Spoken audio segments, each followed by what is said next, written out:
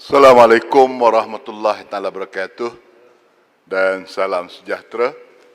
Saya pun turut sama untuk membahas soal pembekalan penguntukan semula peruntukan perbelanjaan dengan menyokong perkara tersebut. Pertama, saya ingin mencadangkan supaya RM ke-12, Rancangan Malaysia yang ke-12, tindakan pihak APU supaya benarnya semula di peringkat UPEN, di peringkat negeri dan daerah. Kerana sewaktu Kerajaan Pakatan Harapan, kita wakil rakyat pembangkang tak pernah ditanya untuk perancangan 5 tahun di parlimen masing-masing. Saya amat berharap perkara tersebut jangan ditutup lagi supaya cadangan-cadangan daripada parlimen tadi dibawa kepada UPEN, seterusnya dibawa kepada EPU untuk kita bentangkan dalam parlimen. Saya melihat perkara tersebut amat penting. Kalau tiada rancangan Malaysia yang ke-12 5 tahun nanti, ada kemungkinan kawasan kita tidak akan dapat bajet. Sebelum ini, sahabat saya daripada Pasir Mas telah membangkitkan jalan Gerik ke Jeli yang teruk. Saya tiap-tiap tahun membangkitkan perkara tersebut. Saya memahami kerana keuangan agak kurang, jalan yang jauh. Saya cadangkan supaya dalam rancangan Malaysia yang ke-12 nanti, jalan tersebut akan dapat diturap semula sehingga boleh memberi keselesaan penduduk-penduduk daripada pantai timur, pantai barat untuk menggunakan jalan tersebut.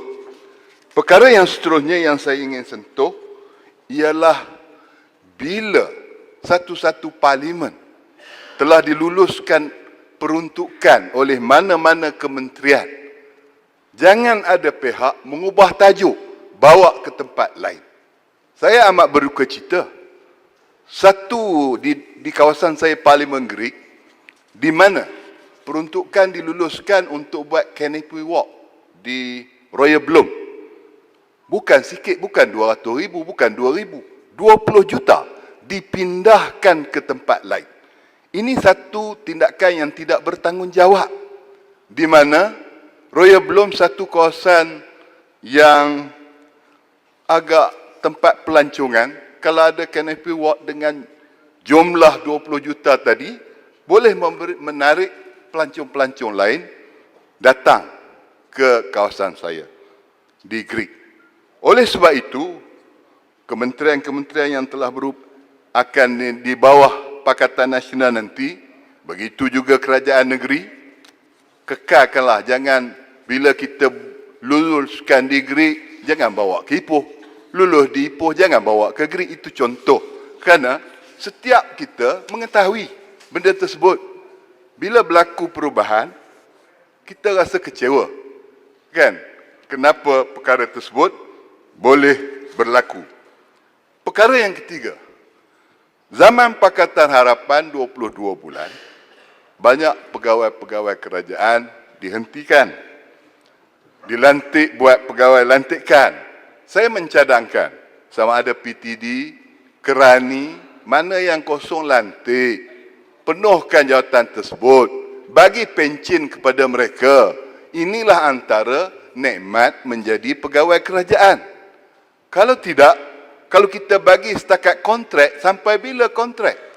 Kemudahan-kemudahan yang ada, yang mereka nikmati daripada kerajaan. Satu penghinayaan kepada rakyat. Konon-konon bila mari kita nak menyusun semula peruntukan dalam Pakatan Nasional ini, dikatakan kita tidak peka dan sebagainya.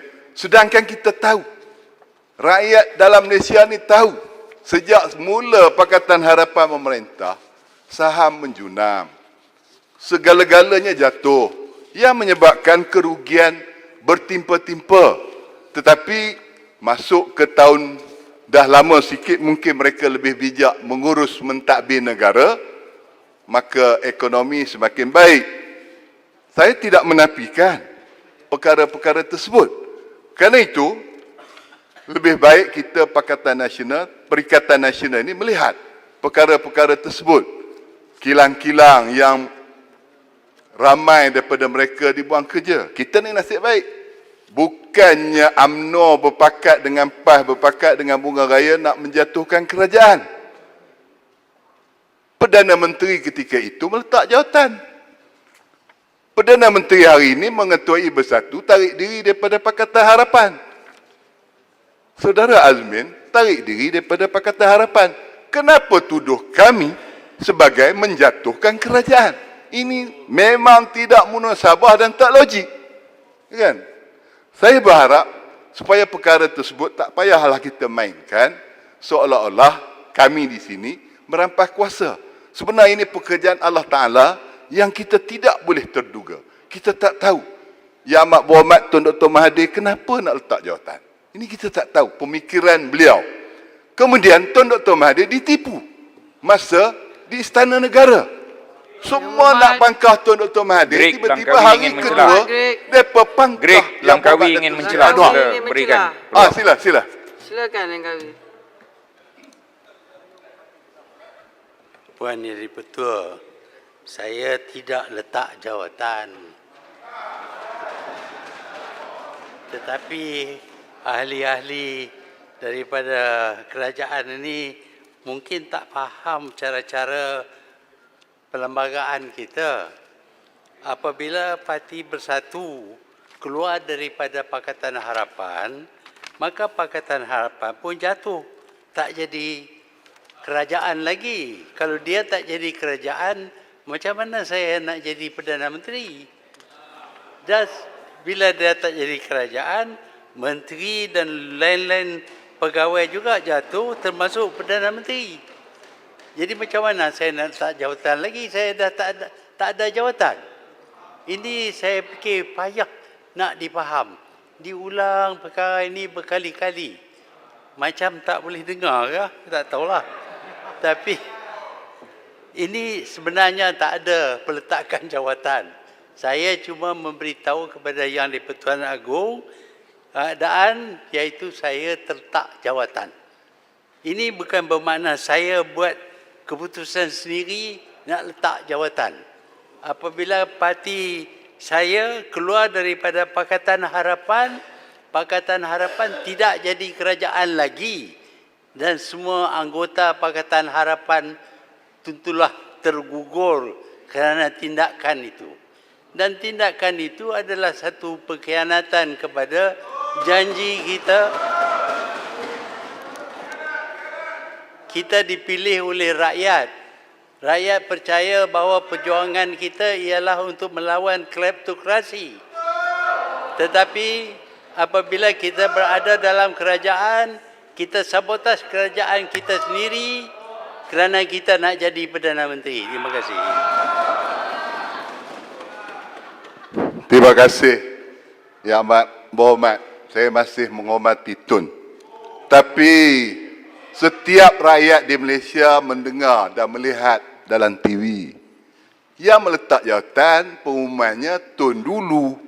Kemudian baru kita lihat Bunga Raya menaik diri. Dan kumpulan Azmi tarik diri.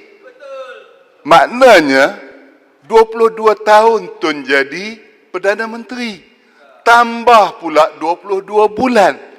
Adakah peletakan jawatan itu dinafikan oleh Tun? Semua rakyat tahu Tun yang letak jawatan. Saya minta maaf lah. Saya bercakap kerana saya anggapkan Tun ni serupa ayah saya. Kan?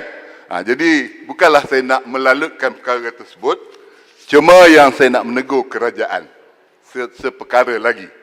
Waktu Barisan Nasional, kita bagi BRIM pada rakyat.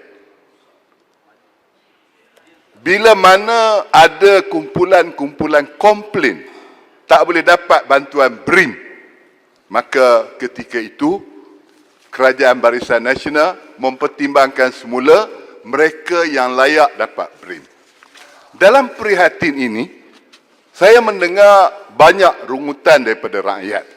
Antaranya, ada yang mengatakan kami tak pernah dapat BRIM ini kerana syaratnya bila tengok nama kita ni ada dalam SSM, maka mereka tersebut tidak layak mendapat bantuan prihatin. Soalnya, SSM ni buat kerja apa? ada syarikat, namanya duk ada di situ, tambahan orang Melayu di kampung. Terutama di Greek saya boleh cakap. Dulu tubuh syarikat balak. Bila tukar kerajaan, minta balak tak dapat. Jadi akhirnya mereka juga sebenarnya kumpulan yang susah, yang sukar. Saya mohon supaya Kementerian Kewangan kaji semula soal SSM ini. Kalau ada SSM ini, mereka susah, berilah bantuan tersebut supaya mereka juga dapat nikmat setiap bantuan yang dibiayai oleh kerajaan. Bukan maksud saya Melayu pemalas kerana dapat bantuan prihatin, tetapi mereka layak dapat walaupun nama ada dalam SSM. Setengah tu nak nomini je, dia tak tahu apa ke benda. Mereka ambil kad pengenalan masuk tubuh syarikat. Jadi perkara ini perlu diberi perhatian. Saya terasa masa 22 bulan diperintah oleh Pakatan Harapan, beberapa penduduk kawasan saya memaklumkan, kami sentiasa dikejar oleh lembaga hasil dalam negeri.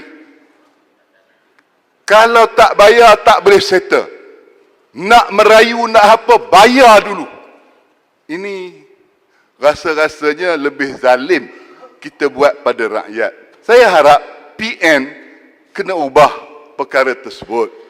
Kalau mereka panggil, buat siasatan, benar atau tak benar, kadang-kadang memanglah kita tahu mereka berhutang, tak nak bayar. Ini biasa. Tapi buat siasatan. Jangan menginai orang. Akhirnya, kalau kita salah buat siasatan, mereka yang disiasat dengan tidak betul tadi, boleh jadi sakit jiwa. Seperti mana Jelebu pernah kata dalam Dewan ini, terutama musim COVID ini. Banyak benda yang mengelirukan pemikiran rakyat di luar sana. Seterusnya, berkenaan penubuhan Kementerian Perpaduan. Saya tertarik. Kita membicarakan soal perpaduan negara ini bukan baru. Dah merdeka 63 tahun. Tiap-tiap masa kita bercakap soal perpaduan.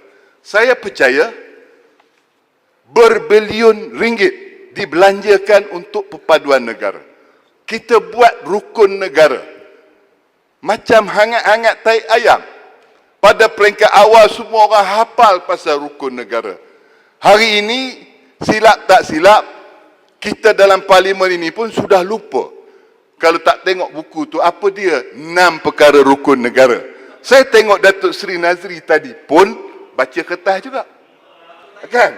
Termasuk saya sendiri pun kalau suruh list, saya tak apa nak ingat juga pasal rukun negara. Tapi maksud saya ialah, Kementerian Perpaduan Negara mesti memperkasakan rukun negara, kerana ini ialah satu semangat yang kita nak boleh biar semua penduduk menguasai.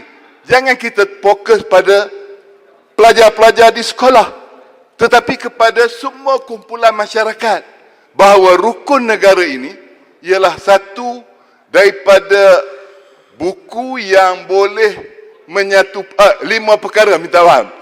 6 perkara itu rukun iman. Sorry. Jadi rukun 5 perkara tadi untuk dikuasai. Mungkin Kementerian Perpaduan Negara kumpul balik, ya. Yang berhormat Greek, saya Ya. nak ingatkan 36.5, kalau sebut-sebut nama ahli-ahli yang berhormat, jangan sebut nama Terima sebut kasih. kawasan mereka. Terima Datuk kasih. Seri Speaker, saya kadang terlajak juga bila bercakap tu. Saya sambung balik. Apa nama Kementerian Perpaduan tadi, kalau boleh kita buat satu blueprint. Dah 60 tahun mungkin kita kumpul, pastikan memperkasakan rukun negara bersama blueprint tersebut. Seterusnya, saya ingin menyentuh berkenaan dengan hasil kutipan negara. Kementerian Air dan Sumber Asli. Saya melihat waktu COVID ini, kerajaan kena fikir semula apa hasil-hasil mahsul yang boleh mendapat pulangan tinggi kepada negara. Saya dipahamkan pasir kalau dijual mendapat harga yang tinggi. Pasir laut kalau dijual mendapat hasil yang tinggi. janganlah hasil-hasil dalam negara tadi kita jual, syarikat dan individu mendapat keuntungan yang tinggi, tetapi kerajaan tak dapat hasil banyak. Contoh macam balak. Kita tengok balak ni, yang untung syarikat. Kerajaan kutip banyak mana di kerajaan negeri. Begitu juga saya berharap selepas ini, emas, lombong biji, uranium yang ada dalam negara kita, mungkin dengan ekonomi yang jatuh ini, memberi kesedaran kepada kita, Allah Ta'ala beri satu peringatan, supaya kita melihat semula, hasil mahsul dalam negara ini, mesti dibelanjakan dengan cara yang betul, diuruskan dengan cara yang betul, supaya ahli-ahli yang berhormat, minta maaf Greek sebelum saya menangguhkan mesyuarat pada hari ini, saya ingin memaklumkan masih terdapat beberapa ahli yang berhormat berhasrat membahaskan rang undang-undang ini. Justru itu sesi perbahasan peringkat dasar rang undang-undang perbekalan peruntukan perbelanjaan 2020 akan disambung semula mulai jam 11.30 pagi Isnin 17 Ogos 2020. Ahli yang berhormat, mesyuarat Dewan hari ini ditangguhkan sehingga jam 10 pagi hari Isnin 17 Ogos 2020. sambung balik. Saya ingat nak perhabis dah ni. Terima kasih. Terima kasih. Hormat.